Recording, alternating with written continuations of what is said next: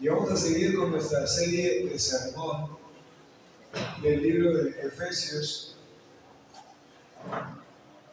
en el libro de Efesios, en el capítulo 2.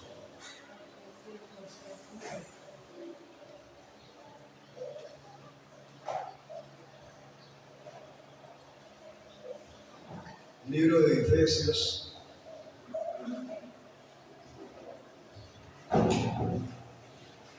en el capítulo 2.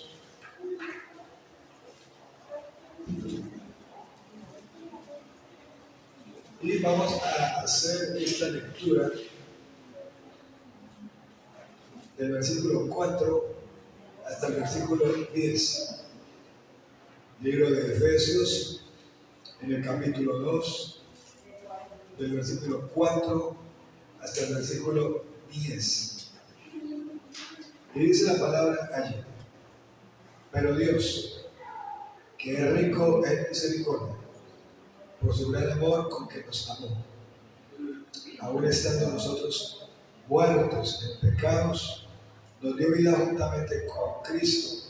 Por gracia sois salvos, y juntamente con Él nos resucitó, y así mismo nos hizo sentar en los lugares celestiales con Cristo Jesús, para mostrar en los siglos venideros las abundantes riquezas de su gracia en su bondad para con nosotros en Cristo Jesús. Porque por gracia sois salvos, por medio de la fe, y esto no de vosotros, pues es don de Dios, no por obras, para que nadie se gloríe, porque somos hechura suya, creados en Cristo Jesús para buenas obras, las cuales Dios preparó de antemano para que anduviésemos en ellas. Vamos a orar, inclínense a nuestro, por favor. Oramos, Señor, en esta mañana, dándote gracias, Señor, por tu palabra. Una vez más, pedimos que podamos todos tener un corazón sensible, un corazón dispuesto para recibir tu palabra, tus palabras en esta mañana. Que haya una disposición de atesorarla, para descansar en ella, para ser hacedores de esta tu palabra. Dame tus palabras para que hable como debo hablar. Y en cada uno, disposición, concentración en esta tu palabra que queremos recibir para exaltar y honrarte, ya que eres el centro de oración y exaltación. En el nombre de Jesús. Amén. En la primera parte de estos versículos, de este capítulo, del versículo 1 al 3, veíamos la manera triste y la manera desesperada como estaba nuestra condición. Y usted puede recordar cómo era nuestra condición antes, viendo los versículos 1 hasta el versículo 3. Usted puede ver el versículo 1 que dice. ¿Qué dice el 1 solamente? A ver. ¿Cómo estábamos? Muertos en pecado y pecado. Hay varias cosas, ¿no? Y nos dio vida a vosotros cuando estabais muertos en vuestros delitos y pecados. ¿Qué más hacíamos? Siguiendo la corriente de este mundo. ¿Qué más? Haciendo los deseos de nuestra carne. Haciendo, versículo 3, la voluntad de nuestra carne y de los pensamientos. Y éramos por naturaleza hijos de ira, lo mismo que los demás. Estábamos vivos físicamente, pero espiritualmente ¿cómo? Vivos físicamente, pero espiritualmente muertos. Antes de oír el Evangelio, ¿qué podíamos hacer? Antes de oír el Evangelio, ¿qué podíamos hacer para que el Señor nos perdonara? Nada, porque un muerto espiritual no puede hacer nada. ¿Recuerdan las lecciones primeras que estudiamos? Un muerto físico puede revivir otro muerto físico. ¿Lo recuerdan? En las primeras lecciones que estudiamos. Entonces, un muerto espiritual tampoco puede hacer nada por otro muerto espiritual. Entonces, espiritualmente estábamos muertos como los cadáveres en un cementerio. Usted no los ve, pero usted sabe que ahí están. Y entonces, antes de que el Señor Jesús nos libertara, nuestra condición era una condición desesperada, como la condición de Jonás en la barriga de una pez. ¿Qué podía hacer Jonás para salirse de ese pez? ¿Qué podía hacer? Nada, absolutamente. Y Jonás no podía salir de allí, no tenía escape de ninguna manera. ¿Quién era el único que lo podía salvar? ¿Quién fue el único que lo salvó?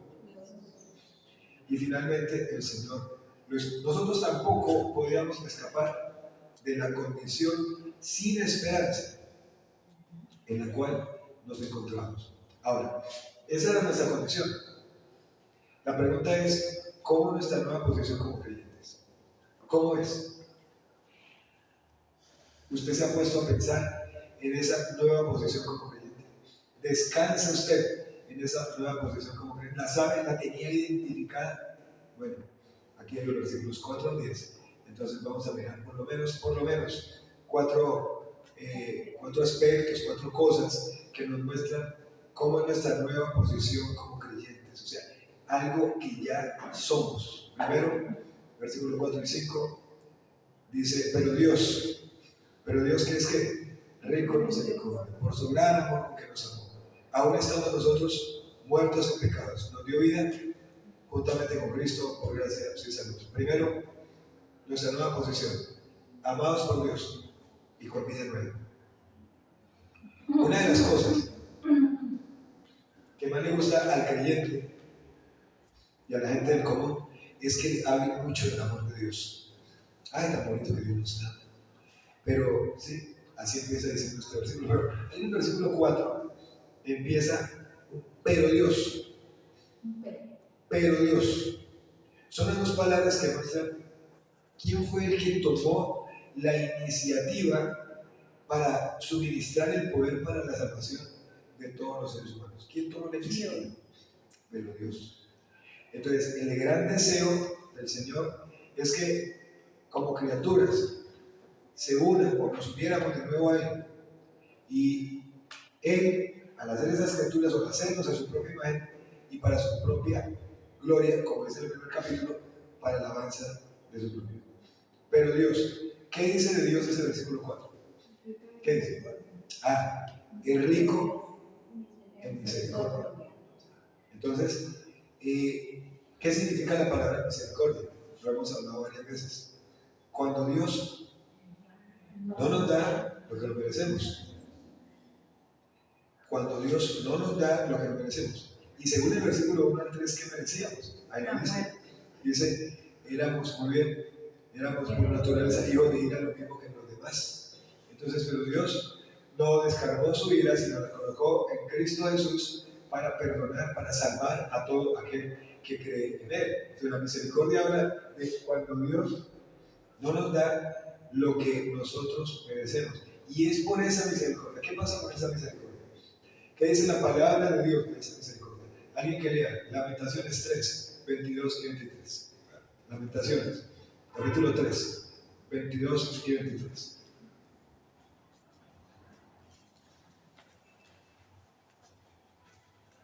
Alguien que lo lea duro.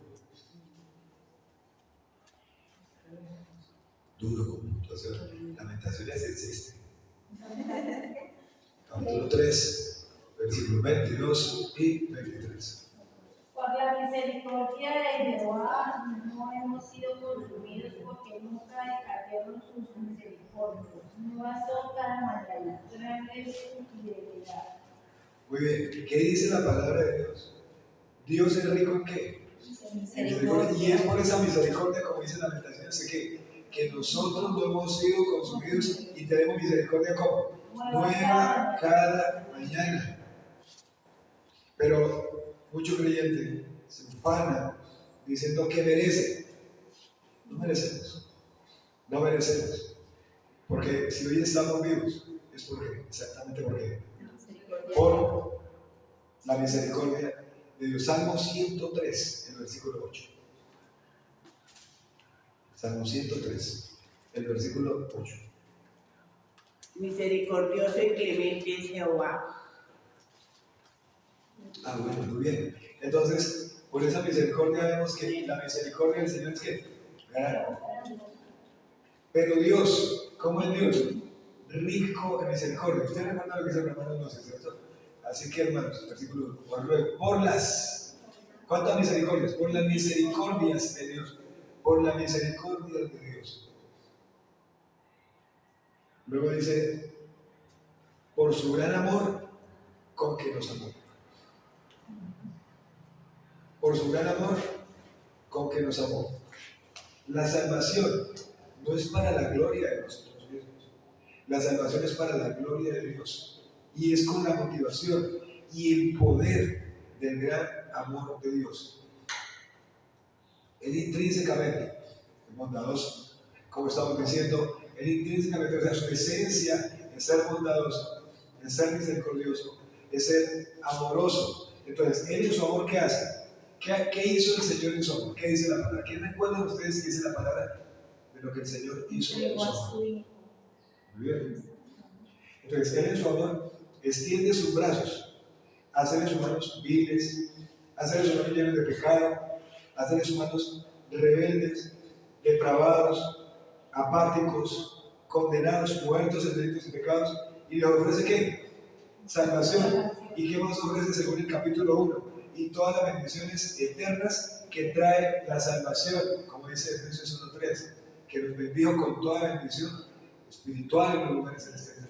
Entonces, la rebeldía del ser humano no solo va contra el señorío y la ley de Dios, sino va contra el amor de Dios, porque no es que Dios no tenga amor.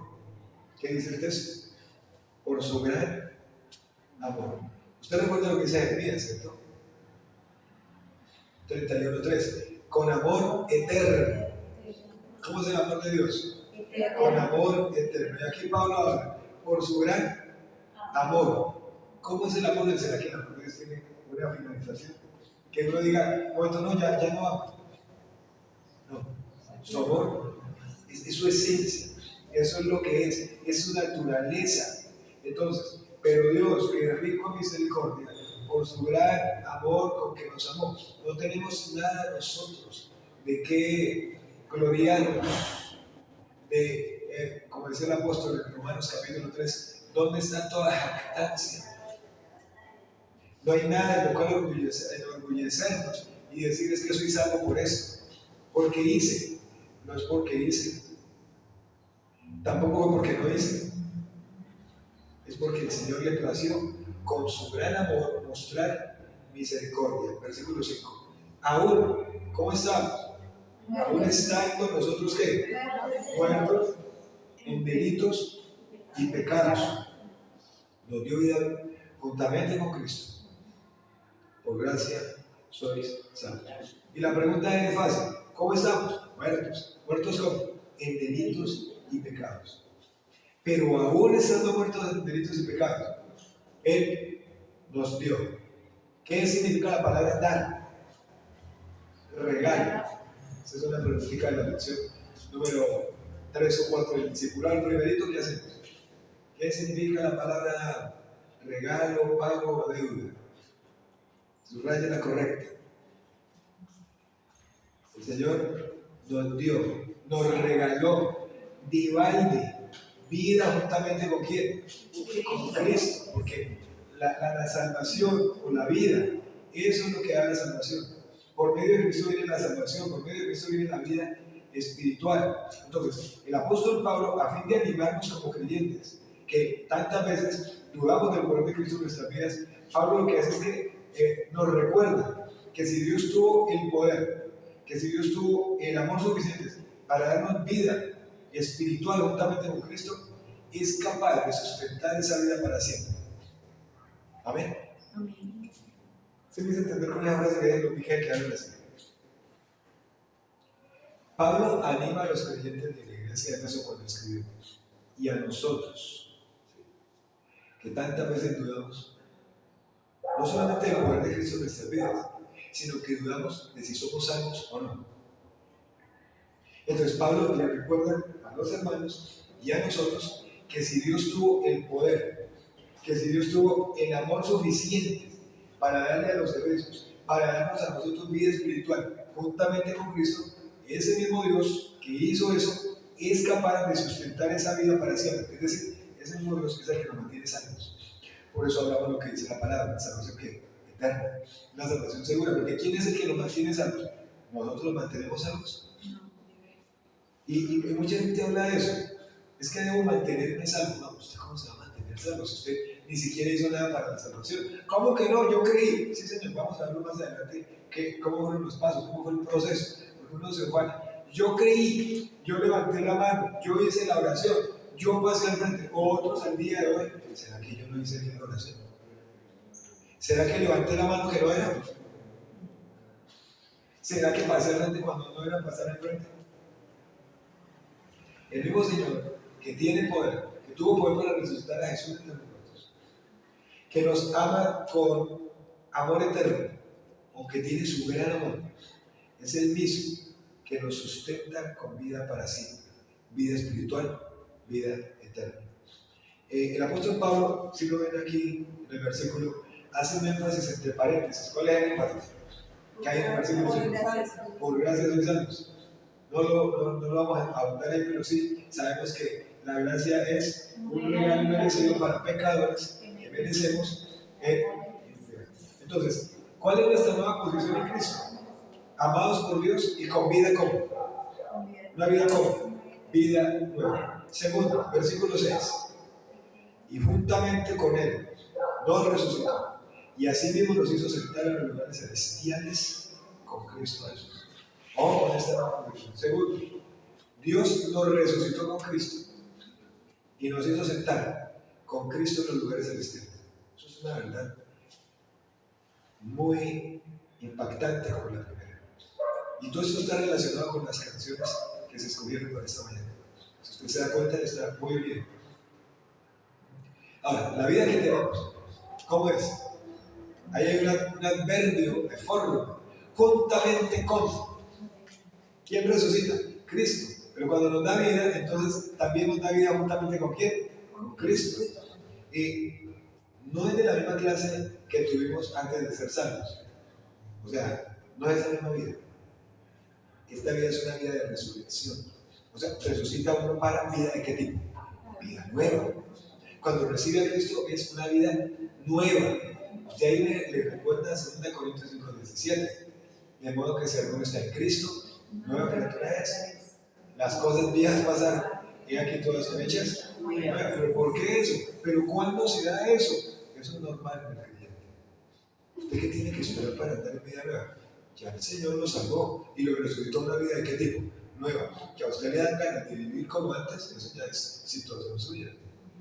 Eso ya es una decisión personal de vivir como antes. Pero esta vida es una vida de resurrección, es una vida nueva la que Dios nos dio en Cristo juntamente con Jesús. Fuimos rescatados de la muerte espiritual y hemos recibido vida espiritual. ¿Con cuál fin? ¿Qué dice el versículo ahí? ¿Con el fin de qué? ¿De estar con quién? Con Cristo. ¿En dónde? En los lugares celestiales. En los lugares celestiales. Esto es interesante, usted presta atención. Aquí en este versículo y en esta frase, como en el capítulo 1, versículo 3, que usted lo recuerda, nos bendijo con toda bendición espiritual en los lugares celestiales, se refiere a que cuando habla de lugares celestiales, yo les expliqué ahí en el capítulo 1, versículo 3, y acá se refiere a lo mismo. ¿Qué son esos lugares celestiales? La esfera sobrenatural donde Dios reina. Entonces, dice, y juntamente con Él nos resucitó, o sea, con Cristo. Y así mismo nos hizo sentar ¿en dónde? En la esfera sobrenatural donde Dios reina. Ahora, esa misma frase aparece allá en Efesios 6:12. Huestes espirituales de maldad en las regiones celestes. Pero allá hace referencias a las regiones donde Satanás rige o gobierna, por decirlo de alguna manera. Entonces, cuando dice aquí que el Señor nos hizo sentar en los lugares celestiales con Cristo Jesús, equivale, es igual, escúchenlo bien, a estar en el dominio de Dios y no en el de Satanás. Tenemos vida y ahora estamos en el dominio de ¿quién? De Cristo. Amén. ¿Usted sabe eso? Ahora usted lo sabe y usted vive cada día como un creyente de vida nueva y como un creyente que no está bajo el dominio de Satanás ni bajo sino bajo el dominio de Dios. El apóstol Pablo lo dijo en Romanos: el pecado no será más señor sobre vosotros, o sea, el pecado no se enseñoreará sobre vosotros. Pero entonces estar bajo el dominio de Dios es que el que debe ser Señor, ¿quién es? El Señor Jesucristo. Pero a veces parece que el que fuera el Señor, ¿quién es? Satanás. Claro. Y usted evalúa su vida en un día normal, en una semana normal. Un creyente con vida nueva haría lo que usted hace en una semana. Un creyente que está bajo el dominio de Dios haría lo que usted habla en la semana, como usted se relaciona en la semana, como usted soluciona sus conflictos en la semana, como usted vive en la semana. Se da cuenta que vivimos como si no fuéramos creyentes. Después de hacer ese tipo de cosas, entonces empezamos a dudar como si no fuéramos creyentes. ¿Será que sí? Pero el mismo Dios que resucitó a Jesús de entre los muertos con su poder, nos ama con amor eterno, es el que nos mantiene salvos, y no por lo que podamos hacer, sino por lo que Él hizo por nosotros en Cristo. Cuando vemos aquí la palabra, nos hizo sentar. Para usted la palabra sentar, ¿qué es? Dígame, pues estar sentado. ¿Cuál es el énfasis ahí? Bueno, es un verbo, lo que todo. Lo otro de que es un verbo en griego, del auristo, del griego. Que nos da esa posición. Sí, por ahí. Estar junto a Él nos colocó en esa posición. Hace énfasis en el carácter absoluto. O sea, nos ha sentado en los lugares celestiales. Hace énfasis en el carácter absoluto de esta promesa. Al hablar de esto, escúcheme bien, como si ya fuera así. De hecho, ya somos salvos. Pero lo que quiere decir aquí Pablo es: nuestra salvación ya es un hecho para Dios. Y ya nos ve allá sentaditos en el lugar, a usted, a mí y a todo creyente del planeta Tierra, creyente verdadero, creyente en Cristo Jesús, amado con ese amor y beneficiario de esa misericordia, y que está bajo el dominio de Dios y que es hijo de Dios. Lo veo sentado en los lugares celestiales. ¿Qué les parece eso? O sea que usted habla mal, piensa mal, se relaciona mal, y el Señor nos sigue viendo que sentados en los lugares celestiales con Cristo Jesús. ¿Alguien puede cambiar eso? Y hay muchas cosas en eso. Por eso al principio del año, no sé si usted recuerda que yo di una serie de, creo que fueron 7 o 8 sermones relacionados acerca de la salvación, y textos esos problemáticos que parece que dijeran que la salvación se pierde, los explicamos y hablamos de que una vez que el Señor nos ha salvado por medio de Cristo Jesús, estamos en Él y nada ni nadie lo puede cambiar. ¿Cuál es nuestra nueva posición en Cristo? Amados por Dios y con nueva vida. Segundo, Dios nos resucitó con Cristo y nos hizo sentar con Cristo en los lugares celestiales. Amén. Amén. No, eso es buenísimo. Número 3. ¿Para qué hizo esas cosas? ¿Para qué hizo eso? Cuando usted esté estudiando la Biblia y leyéndola en su devocional, hágase preguntas. ¿Cómo supe yo que era un para qué? El versículo. ¿Y por qué un para qué? Porque me viene diciendo algo, que Dios es con misericordia, me hizo sentar, tiene gran amor. Pero, ¿para qué? Versículo 7.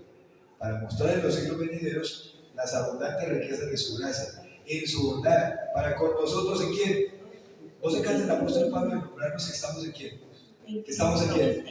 Entonces, en cuanto a nuestra nueva posición, el tercer aspecto es que sí, estamos sentados con Cristo en los lugares celestiales, pero nos hizo sentar, que en el versículo 6 al 7, nos hizo sentar con Cristo para mostrar su gracia, o como muestra más bien de su gracia. Vea esa frase que hay ahí: para mostrar. Cuando usted lee la frase para mostrar, ¿qué idea le da? Al que le gusta español lo puede notar cuando lo lee.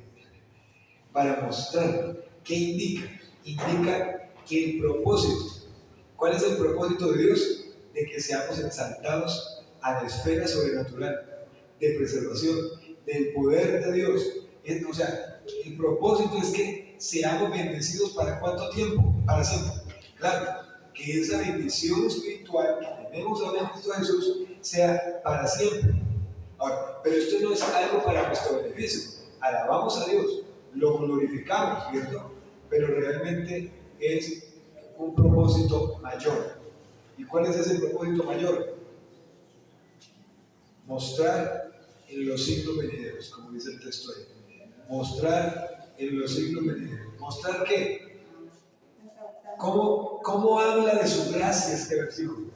Las abundantes, lo mismo, así como es rico en misericordia, véanlo acá. Las abundantes que riquezas. No solamente tiene abundante misericordia, o que es rico en misericordia, sino que también tiene que rica gracia.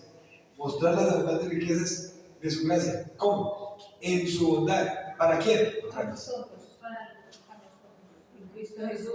Un testimonio para los que están ahora y para los que han de venir, de ver que Jesucristo es real, de que Jesucristo es verdadero, de que Jesucristo sí nos salvó.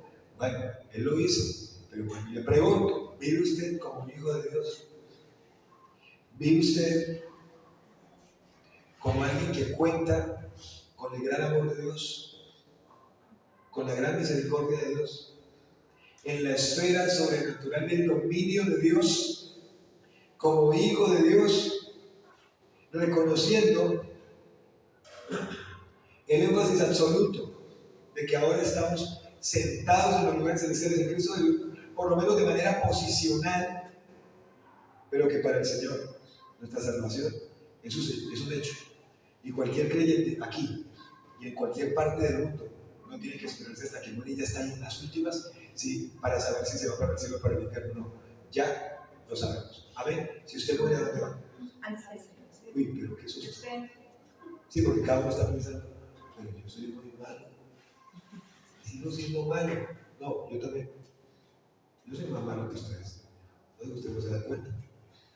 Romanos capítulo 3 dice, no hay justo ni a uno, no hay quien busque a Dios, no hay ni siquiera uno. Todos se desviaron, a uno se hicieron inútiles. Sepulcro dentro de su garganta, corren presurosos hacia el mal. El deseo de nuestro corazón, ¿cuál es? Glorificar al Señor. Vivir bajo ese dominio del Señor, donde ríe. No, el deseo de nuestro corazón es que hace las cosas de nuestra manera, hace las cosas de nuestro acomodo. Vivir para nosotros mismos, cuando Él quiere manifestar, escúcheme bien eso, por medio de nosotros, las abundantes riquezas de su gracia, en su bondad, para con nosotros, en Cristo Jesús. ¿Qué es la bondad de Dios? ¿A qué se refiere la bondad de Dios? A que Él es bueno. Bueno es Dios. Mirad cuán bueno y delicioso es. Él es bueno. Bueno es de bendición. Bueno es que es benéfico. Bueno es que trae santidad, lleno de santidad. Mostrar eso en nuestras vidas. Entonces, por medio de su bondad interminable para con nosotros en Cristo Jesús, ¿quién es el que se glorifica en esto? El Padre se glorifica al bendecirnos. Y entonces esa bendición la hace ¿por qué? Por gracia. Entonces, desde el momento de la salvación y a través de los siglos venideros, nunca nosotros vamos a dejar de ser beneficiarios de su gracia y de su bondad. Yo he pensado esta semana, un momento, estoy tratando de guardar fuerza. Apenas darle duro o llegue a toser.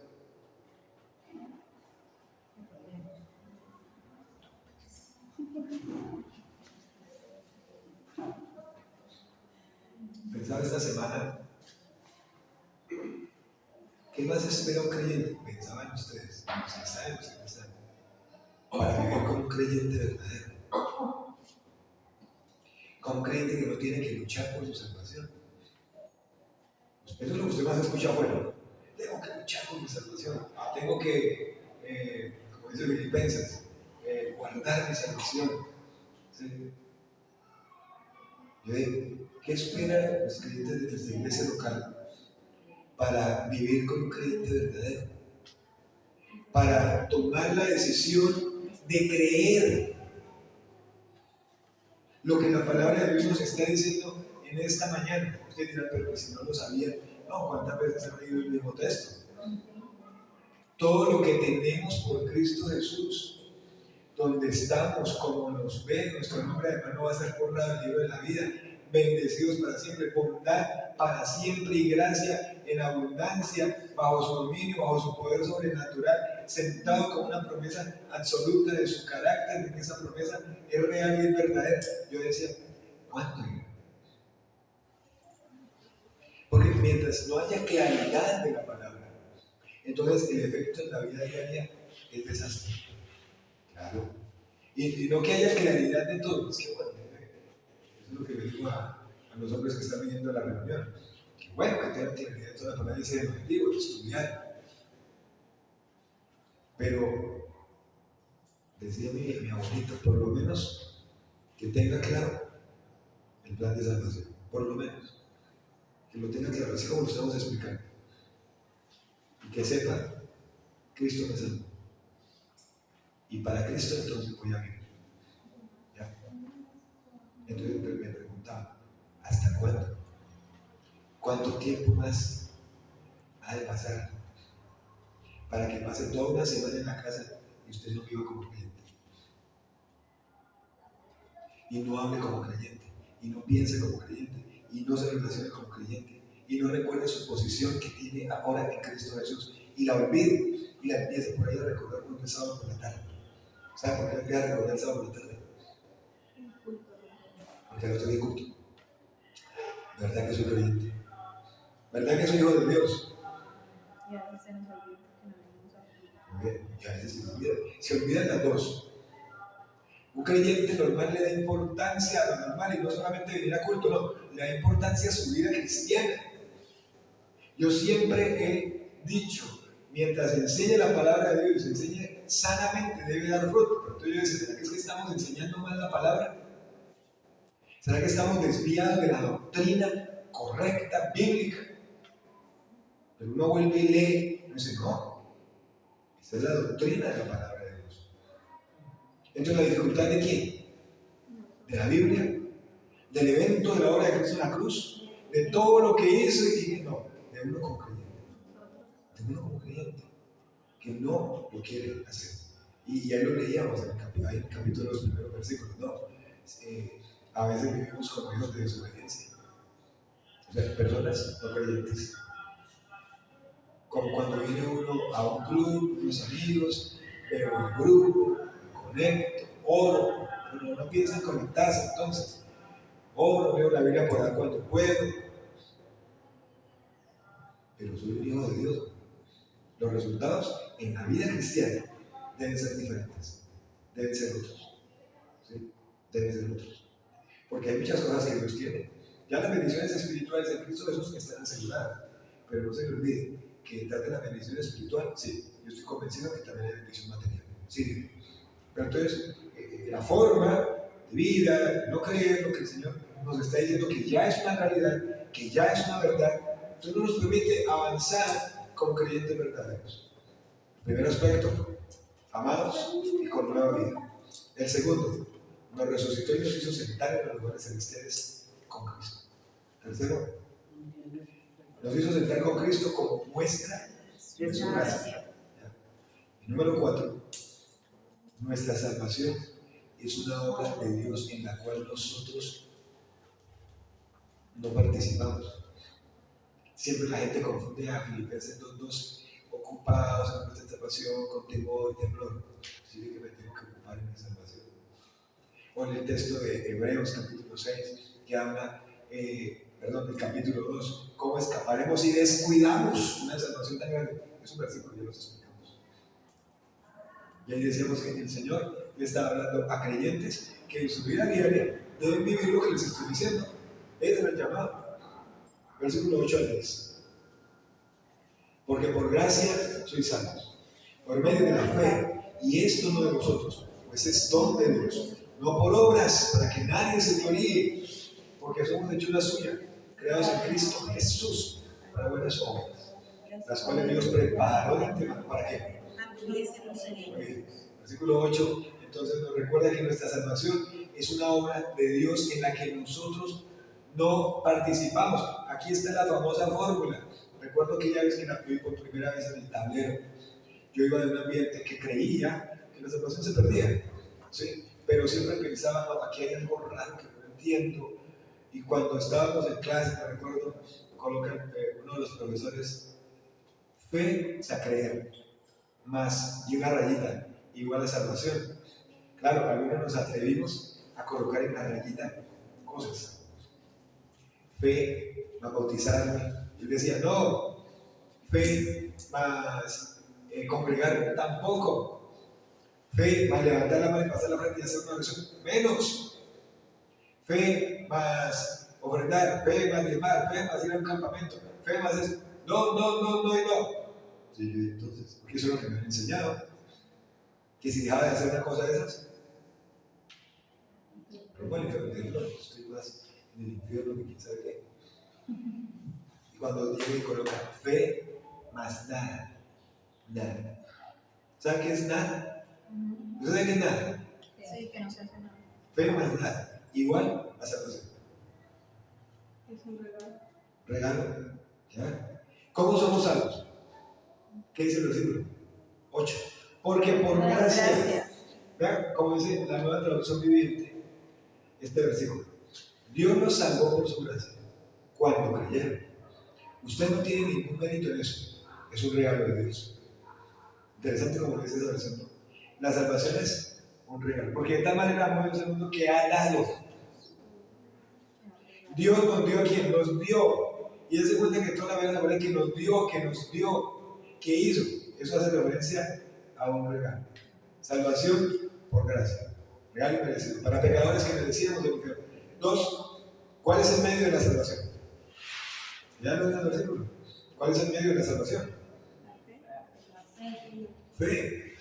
Entonces, creímos lo que Dios dice en su palabra acerca del Señor Jesús y los sacrificios de la cruz por el pecado de cada uno. Pero ¿cómo hicimos para creer si no creían? Bueno, también lo hemos explicado. Dios prepara los corazones. ¿Recuerdan la parábola del sembrador? Sembrador, sembrador. Bueno, y cada terreno es cada corazón de cada persona. Y Dios, por medio de su Espíritu Santo, es el que lleva la palabra a nuestros sentidos para que uno decida decir, creo. ¿Qué les parece a ustedes? Pero uno dice, ¿por qué yo creí? No, es que aún el creer ni siquiera dependió de nosotros. Dependió que el Espíritu Santo que hizo nos convenció. Cuando usted lee Juan, capítulo 8, versículo 8 al 11, dice, y cuando Él venga convencerá de pecado, justicia y juicio. Pecado, justicia y juicio. ¿Quién convenció? El Espíritu Santo. Entonces, Él, cuando escuchó usted la palabra, recuerda ese día cuando la escuchó, yo creo que la escuchó varias veces, y también creo que usted no creyó el primer día que le hablaron. Eso es impactante, usted los ha visto, yo los he visto. ¿Cómo cree una persona ese primer día que uno le habla? Ve la obra de Dios.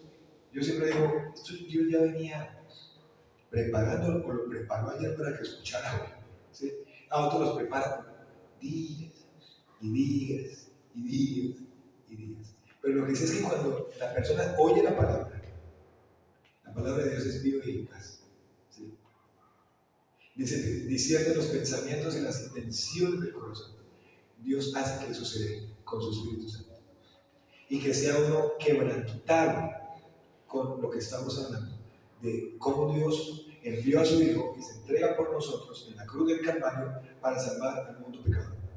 Y para que el que cree tenga vida eterna. Porque por gracia somos salvos, por medio de la fe. ¿Cómo recibimos esa fe? ¿Será que es algo inherente en nosotros? Estoy diciendo, no, eso no es natural en una persona, y menos una persona sin Cristo. ¿Cómo va a producir fe una persona que no tiene a Cristo? No la produce. Fue que coloqué mi fe. ¿Cuál fe si usted no era ni creyente? ¿Cómo la colocó? Entonces, repito, la fe es producida por la obra del Espíritu Santo en el corazón de la persona, mientras la persona escucha. Por eso es que es importante que usted hable de qué. Sí, de la palabra, muy bien. Hable del Evangelio de salvación. Eso ya no va a creer. Háblele. Claro, te ha dejado de hablarle a su vecino, a su familiar, a su amigo, uno debe ser por el propio testimonio, diciendo para qué diablos se lo estamos discutiendo. Claro, debe ser el testimonio que usted ha dado, que no ha sido una persona que está en la esfera sobrenatural donde Dios reina. Entonces, eso mejor yo no le hablo. ¿Sí? No, pero lo importante que es hablarle a una persona del Evangelio. Lo que les cuento cuando vamos a los Andes. Alcanzar Dios. Pero Isaías 55, ¿qué dice? Que la palabra del Señor que, perdón, 50, dice la palabra del Señor que no volverá vacía. Va a ser un efecto en la vida de la persona. De pronto no hay, después. Entonces la fe no es natural. La fe es producida por el Espíritu Santo cuando la persona oye. Romanos 10 dice, así que la fe es por el oír. Y el oír por la palabra de Dios. Entonces cuando una persona oye el Evangelio, sí puede oír una historia. Y si usted tiene la habilidad ahora, con lo que estamos estudiando fundamentos firmes, de hablar de una lección de fundamentos firmes como las que hemos estudiado y relacionarla con el Evangelio, chévere. Hágalo. Pero la persona tiene que escuchar es que el Evangelio. La persona no necesita escuchar por el momento que no debe fumar, o que no debe hablar, o que no se debe pintar, o que no debe hacer esto o lo otro. La persona ahí no necesita eso. ¿Qué necesita? El Evangelio, porque el Evangelio, ¿qué es lo que va a hacer? Le va a convencer y le va a dar, ¿qué estamos diciendo? Nueva vida, ¿de qué tipo? Nueva. ¿A quién le ha dado usted el Evangelio? Usted se queda callado. Nuestra vida debe hablar. Hablamos alguna vez que somos como un evangelio andante. Un evangelio andante. Vamos a buscar un texto acá.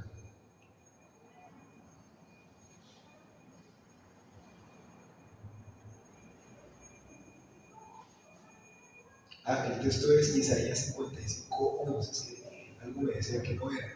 Así será mi palabra que sale de mi boca, no volverá a mí vacía, sino que hará lo que yo quiero y será prosperado en aquello para que envíe el Señor el Evangelio, para que la persona crea y se salve.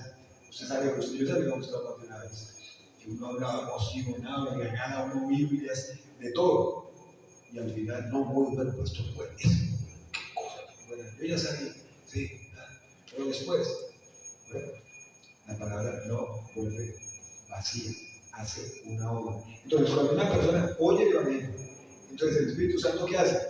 Toma esas palabras y las lleva al corazón, a la mente, a las emociones, y las usa para convencer a ese pecador de que tiene una necesidad del Salvador.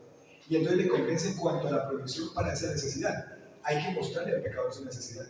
¿Cuál es la necesidad del pecador? Pues que está en pecado, pero no un pecado específico, no. Lo que está es que está separado de Dios, no por un pecado, por todos los pecados, y porque ve el pecado de Adán y Eva. Entonces se le muestra esa necesidad y que así como va, no va para el cielo, va para ¿dónde? Para el infierno. Esa es la necesidad que se le muestra. Pero que Dios hizo provisión ¿para qué? Para esa necesidad por medio del sacrificio hecho de Jesús. Como decíamos ahora, en Juan 16, es el texto del 7 al 11. Cuando Él venga, convencerá al mundo de pecado, de justicia y de juicio. Pregunto entonces, ¿hubo algo que hicimos nosotros para ser salvos? No me voy a decir, porque yo creí. El Espíritu Santo lo llevó a usted a creer. ¿Usted repitió oración? Bueno, de hecho, ni la oración para recibir algo no está. Bueno, en eso hay muchas diferencias. A veces uno le indica a la persona que lo haga. Me impactó tanto una vez que pensando en eso le dije a la persona, yo no voy a hacer ninguna oración con usted. La persona abrió los ojos. Estamos aquí hablando de eso. Yo le dije, en sus mismas palabras, usted le va a decir al Señor que usted quiere ser un hijo. Y fue interesante, fue impactante además. Cómo la diferencia de que uno le diga a la persona repita conmigo y cómo la persona orar diciendo, Señor, reconozco que soy pecador, que estoy separado, que voy al infierno, pero hiciste provisión por medio de eso. Eso fue impactante para mí. Ver eso, además la persona puso a llorar y todo, porque el hecho de la misma persona decirla, la palabra de Jesús tiene que poder. Pregunto, ¿hubo algo que nosotros hiciéramos para ser salvos? No, no hicimos nada. ¿Y existe algo que una persona pueda hacer para ser salvo? No. Eclesiastés 7:20 dice, ciertamente no hay hombre justo en la tierra que haga el bien y nunca peque. Cada uno se desvió. Vuestras iniquidades han hecho separación, dice Isaías 59. Vuestras iniquidades han hecho separación entre el Señor y nosotros y Dios. Entonces, ¿por qué? Porque el hombre está ¿cómo está el ser humano? Muerto en delitos y pecados. ¿Y qué es lo que necesita? Vida. Vida eterna. Versículo 9. Porque por gracia sois salvos, por medio de la fe, y esto no de vosotros, pues es donde ya lo explicamos. Versículo 9. No por obras, para que nadie se gloríe. ¿Cómo así que no por obras para que nadie se gloríe? ¿Qué obras?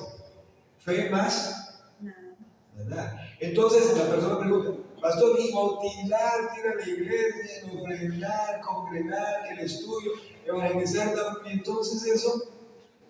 No. Eso ya es diferente.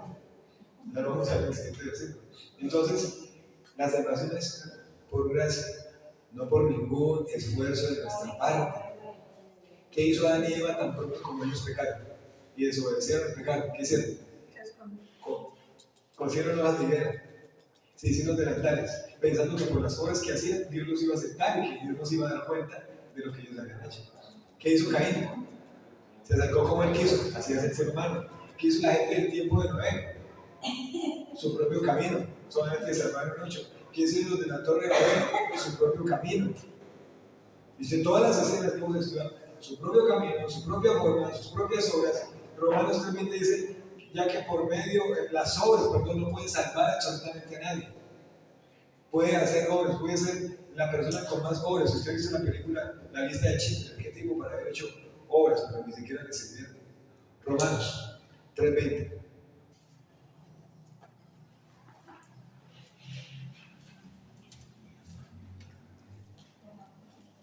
Ni siquiera que tenga una beneficencia le va a servir.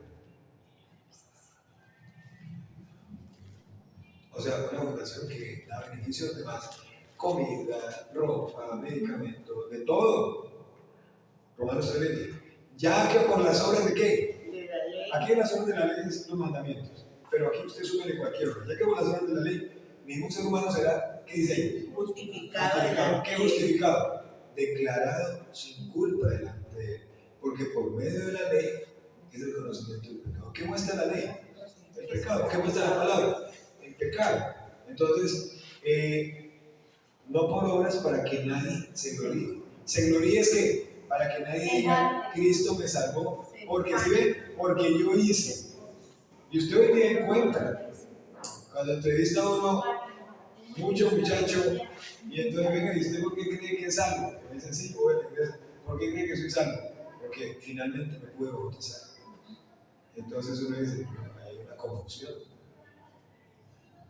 Romanos 3:27, que toda jactancia humana es eliminada por completo de la salvación. Las buenas obras ocupan un lugar importante. Vamos a ver acá. Vamos a ver el versículo 10 y ahí vamos finalizando esta sección. Dice, porque somos hechuras suyas, creados en Cristo Jesús. ¿Para qué? Para buenas obras, las cuales ¿quién preparó? Dios. ¿Qué es de antemano? Con anticipación. Para que anduviesen en ellas. Bien, entonces, las obras ocupan un lugar importante. ¿Ustedes recuerdan cuando estudiamos la serie de Santiago? Y decíamos en el capítulo 2, Santiago decía, la fe es importante, pero yo te puedo mostrar mi fe por las obras que hago. ¿Sí ven la diferencia? Puedo mostrar que he creído en Cristo por mi forma de vida.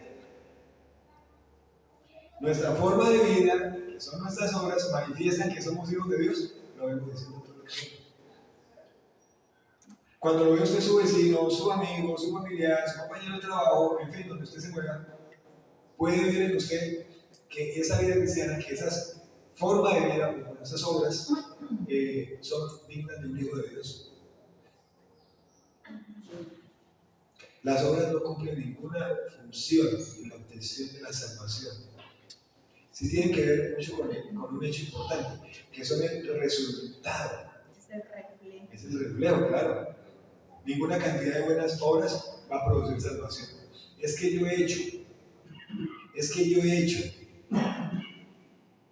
Pero muchas obras que hacemos, como dice aquí Efesios 2:10, sí son producidas por la salvación. Cuando usted lee Juan 15:8, dice, en esto es glorificado mi Padre, Juan 15:8. en que llevéis mucho fruto y seáis así mis discípulos. ¿Saben qué dice Jesús ahí en ese texto de Juan 15? Que un discípulo, seguidor de Cristo, lleva fruto. ¿Saben qué es fruto? Estas obras. Venga, usted lleva fruto. Son estas obras. Vida cristiana. Testimonio. Pero no pensamos en eso. Y en promedio vivimos dudando. ¿Será que soy salvo? ¿Será que sí? ¿Será que no? Las buenas obras no producen discipulado, pero sí demuestran que nuestro discipulado, o sea, nuestro seguir a Cristo, es genuino. Cuando como creyentes hacemos buenas obras, estas buenas obras tienen lo siguiente: llevan fruto para su reino y traen gloria al nombre del Señor. ¿Buenas obras cuáles? ¿Cuáles buenas obras? A ver, nómbreme buenas obras aquí para no dejarnos así antes de terminar. ¿Qué buenas obras podemos hacer como creyentes? No se nos viene ninguna a la cabeza. ¿Qué obras? No hay que escogerlas. Bueno, listo, analizar. ¿Qué otra? No se viene ninguna. ¿Será que tener buenas palabras en la casa es una buena obra? Buenas relaciones familiares, como lo que decía Hernando en el devocional. Buenas relaciones familiares con los hijos, hacer bien los negocios. Esas son buenas obras. Nuestra mente de lo que vemos. Buenas obras. Cuidar nuestra mente de lo que vemos, de lo que escuchamos. Buenas obras, claro, compartir el otro de Cristo. Claro, buenas obras, dar de comer al hambriento, beber al sediento, ir al ancianato, ir al hospital, claro, eso es bueno. Claro, háganlo. Pero esa es la manifestación de qué? De que yo soy hijo de Dios. Claro. Y sí, eso va a traer gloria al Señor también dependiendo de la motivación con la que usted lo haga. Va a traer gloria al Señor. Y claro, el Señor, como dice Hebreos, el Señor no se olvida del trabajo de nuestras manos. Claro que no lo olvida. Entonces, antes de que podamos hacer cualquier obra para el Señor, Él tiene que hacer su obra en nosotros. Amén. Escuchen, antes de que nosotros podamos hacer cualquier obra para el Señor, Él tiene que hacer su obra en nosotros. Dice ahí, porque somos hechuras suyas, creados en Cristo Jesús para buenas obras. Él quiere hacer una obra en nosotros y a través de nosotros. Entonces, por la gracia de Dios que se hace efectiva mediante nuestra fe, llegamos a ser hechura. Somos una nueva creación. No una nueva creación para quedarnos cruzados de brazos, sino para buenas obras. ¿Qué ha ordenado Dios? Claro, que llevemos vidas de buenas obras, pero obras realizadas en su poder. Amén. Y obras realizadas para su gloria. Entonces, cada vez que usted hable, se relacione, levante la cuchara para comer, se relacione con su vecino, con su papá, con su mamá, con su jefe, con su compañero, en el colegio, en la universidad, donde usted quiera, recuerde, estas son las obras que Dios preparó de antemano. Claro, preparadas de antemano en el estricto sentido, ¿dónde están? En la palabra de Dios. Y es la palabra de Dios la que nos va a llevar a vivir, a hacer esas cosas. Muy interesante, ¿cierto? Colóquese de pie. Colóquese de pie. En conclusión, ¿qué podemos decir? No me voy a decir, ay, tantas cosas, usted habla tanto. Voy a hablar un poquito. Somos que amados por Dios y con nueva vida. Nuestra nueva posición, que estamos sentados en donde? En los lugares celestiales de Cristo Jesús, y también sentados en los lugares celestiales como muestra de su gracia. Otro más. Nuestra salvación es obra de quién? De Dios. ¿Y la salvación es por qué? Por gracia. ¿Por medio de qué? De la fe. Y fuimos creados entonces ¿para qué? Que al finalizar, ¿qué es urgente? Usted escucha esta enseñanza en esta mañana y me da gracias de que bueno, se salve. Sí, pero ¿qué es urgente después de escuchar esta palabra?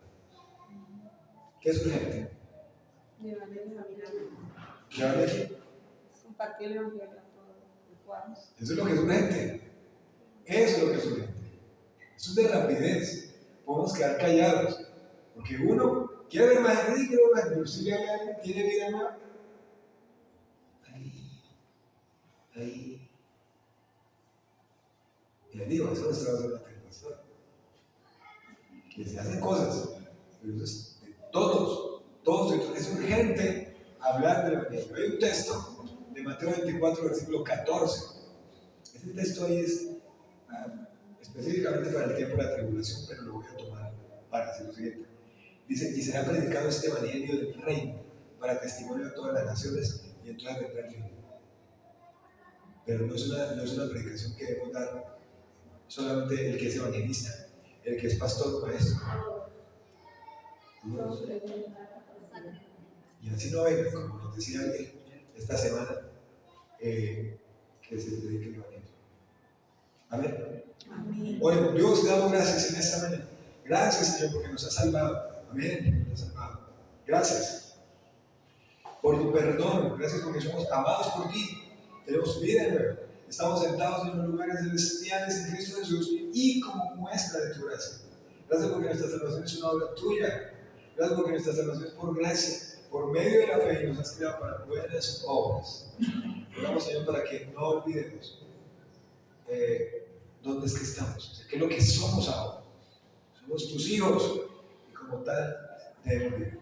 Oro para que tomemos tu palabra y para que no permitamos que el diablo gane ventaja, no que se entre, pero sí gane ventaja, porque ofrece, ataca, y que no perdamos nosotros nuestra lucha diaria contra sangre y carne, contra Satanás, contra vuestras celestiales de maldad en las regiones del cielo. No estemos ahí, no, sino que oremos, sino que dependamos de ti, sino que dependamos de tu palabra, crezcamos en la casa, crezcamos en el lugar, con los vecinos, en el trabajo, en cada parte, y ver que esta verdad que hoy aprendemos, que hoy pensamos en nuestra vida, está con urgencia para ser proclamada en los cuatro vientos de acá, de nuestro contorno de Villado, de nuestro barrio, de nuestra cuadra. Gracias te damos, Señor, por tu palabra. Gracias por tu amor. Gracias porque esta tu palabra nos alienta, nos anima. En el nombre de Jesús. Amén. Amén. Siéntese, por favor.